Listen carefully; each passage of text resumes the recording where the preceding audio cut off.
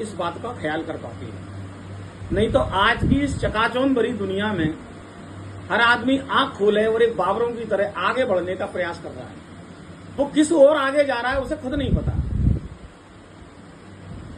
पाश्चात्य सभ्यता की दौड़ में लगे हैं सब, आगे जाने का प्रयास कर रहा है। वो कहां जा रहा है, किस कल्चर में आगे जा रहा है, इसे उसे बिल्कुल नहीं पता।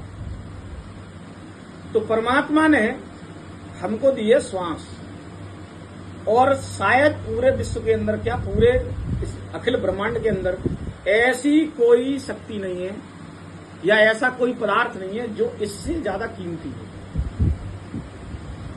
आपका पूरा जीवन सांस पे खड़ा है, पूरा जीवन श्वास पे खड़ा है। अब हमको ये विचार करना है कि हम इस सांस का किस मद में उपयोग कर रहे हैं। सांस की पूंजी से ही हमको उस परम ब्रह्म तक पहुंचना है, सांस की पूंजी से ही पहुंचना है। और सांसों का निर्धारण है, एक दिन में 21,600 श्वासें हमको परमात्मा के द्वारा प्राप्त होती है। कितनी होती है? 21,600 श्वासें हमको ईश्वर के द्वारा प्राप्त होती है। अब ये देखें, 21,600 श्वासों में से कितनी श्वासें हम परमात्मा में लगा रहे हैं और कितनी श्वासें हम संसार में लगा रहे हैं।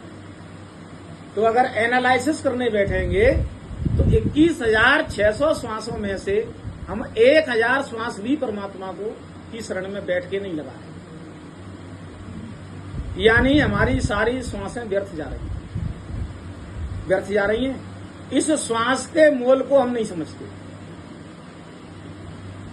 जिस दिन हमको श्वास का मोल समझ में आ जाएगा, ऐसे माने ये प्रकृति 5 स्टार होटल है और हमको सांस की पूंजी लेके हम इसमें रहने आए हैं। जितने दिन कैश उतने दिन एस, कैशलेस तो एसलेस। समझ में आ गई बात? श्वास की पूंजी और होटल में जेब में रखी पूंजी कैश। जितने दिन आपके पास कैश रहेगा उतने दिन होटल की हरेक व्यवस्था में आप अपना ऐश कर लेंगे। जैसे ही आपका जेब का कैश खत्म, आपके ऐश खत्म, आपको फिर वापस गेट से आउट कर दिया जाएगा। ऐसे ही इस प्रकृति में परमात्मा ने हमको भेजा। ये परमात्मा की कई स्टार प्रकृति है, इसके कितने स्टार है मैं बता नहीं सकता, क्योंकि अनंत गैलेक्सी है इसके अंदर। कितने स्टार बताऊं मैं? एक गैलेक्सी के स्टार गिनने में नहीं आ रहे, तो कितनी गैलेक्सियां इस ब्रह्मांड के अंदर। और इतनी बड़ी इस ब्रह्मांड के एक छोटे से कुन्ने भारत में, और भारत के भी एक छोटे से कुन्ने ग्वालियर में, ग्वालियर के भी एक छोटे से कुन्ने सुरेश नगर में, सुरेश नगर के भी एक छोटे से मकान में है हम। और हम कितने छोटे हो गए, कोई अस्तित्व नहीं है।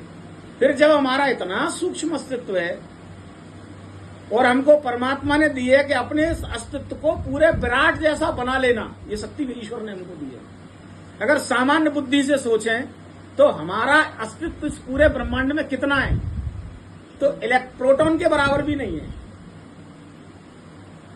इलेक्ट्रॉन के बराबर भी नहीं है। इलेक्ट्रॉन से और छोटा फोटोन, लगभग फोटोन से भी छोटे हैं। इतना छोटा हमारा अस्तित्व है। लेकिन जैसे एक परमाणु में, परमाणु बहुत छोटा होता है, आंखों से नहीं दिखता, परमाणु नहीं दिखता, अणु दिख जाएगा लेकिन परमाणु नहीं दिखता।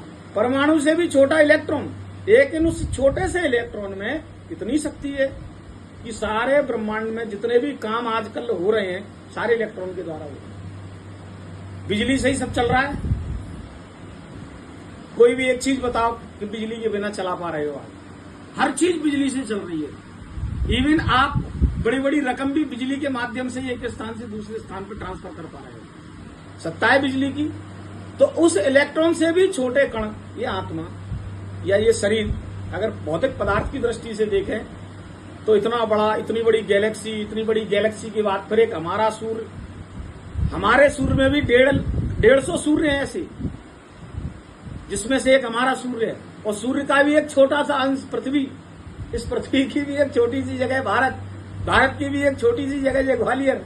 अब अगर आप सूक्ष्मता देखते जाएंगे तो आपका अस्तित्व परमाणु से भी छोटा है। इस छोटे से अस्तित्व में दया किसको कहती है? भगवान ने इस छोटे से अस्तित्व में इतनी क्षमता दी है कि ये पूरी गैलेक्सी में समा सकता है। ये घटात्मा, ये घटाकाश अगर इच्छा कर ले तो ये चिदाकाश बन के पूरे सृष्टि में व्याप्त हो सकता है। अभी हम व्याप्त नहीं है। क्यों व्याप्त नहीं है? क्योंकि भगवान की माया व्याप रही है। अभी